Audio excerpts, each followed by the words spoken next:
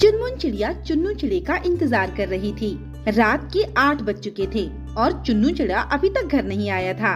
इतनी रात हो गई, अभी तक घर नहीं आए, पता नहीं कहाँ रह गए होंगे। इतने में चुन्नू चिड़ा घर आ गया। अरे आज आपने बड़ी देर लगा दी, कहाँ रह गए थे इतनी देर? अरे आज मैं अपने दोस्तों के साथ जरा रुक गया था, देर हो गई है, चलो अब जल्दी से खाना खा लेते हैं।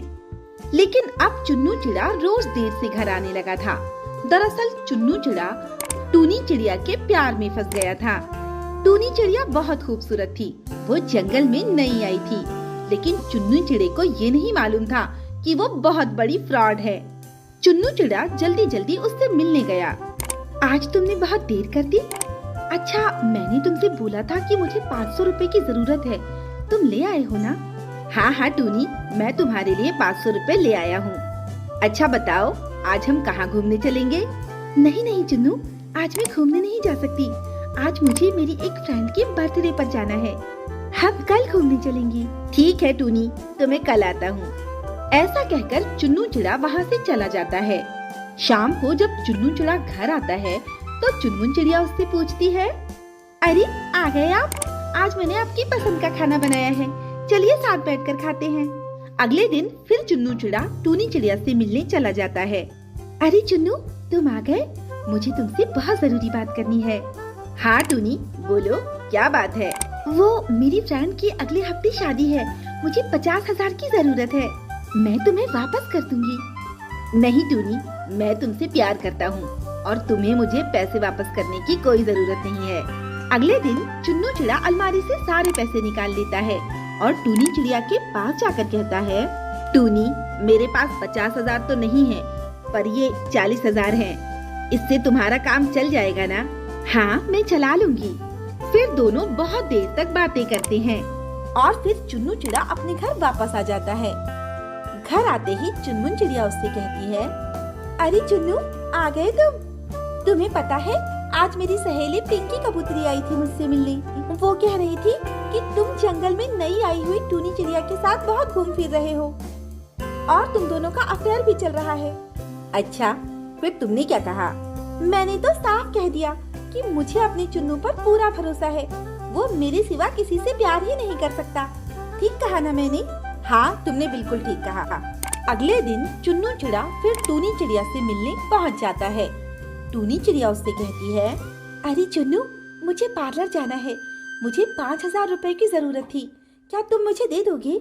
अरे मैंने तो तुम्हें सारे पैसे दे दिए, अब मेरे पास पैसे नहीं बचे हैं। अच्छा, कोई बात नहीं, मैं कर लूंगी इंतजाम। अगले दिन चुन्नू चिड़ा फिर से टूनी चिड़िया से मिलने पहुंच जाता है। वो देखता है कि टूनी चिड़िया सामने वाले पेड़ पर बैठे टिक टिक कबूतर से बातें कर रही थी।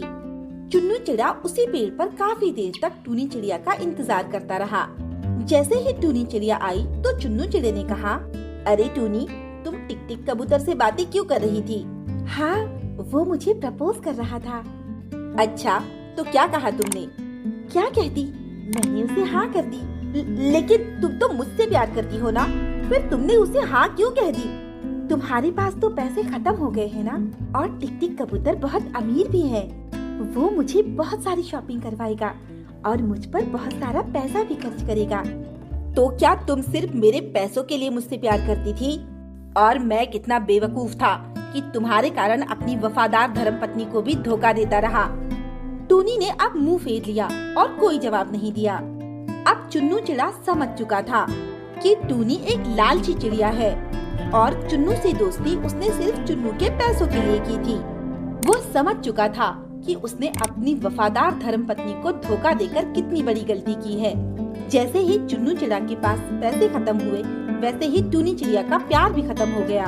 लेकिन उसकी धर्मपत्नी उसे हमेशा से प्यार करती है और हमेशा तक करती रहेगी। अब चुन्नू चिड़ा अपने घर की तरफ लौट आया और अपने घर आकर उसने चुनमुन चिड़िया को सारी बातें बता दी। मैं सब जानती हूँ जी, लेकिन मैं आपसे सच्ची मोहब्बत करती हूँ। मुझे पूरा भरोसा था कि आपको एक दिन आपकी गलती का एहसास जरूर होगा और आप वापस मेरे पास लौट आएंगे, क्योंकि मैं आपको किसी लालच से नहीं बल्कि सच्चे मन से प्यार करती हूँ। तुम सही कह रही हो चुनमुन, मैं तुमसे वादा करता हूँ कि आज के बाद मैं कभी भी तुम्हें धोखा नहीं दूंगा। और ना ही तुमसे कभी जीवन में बेवफाई करूँगा।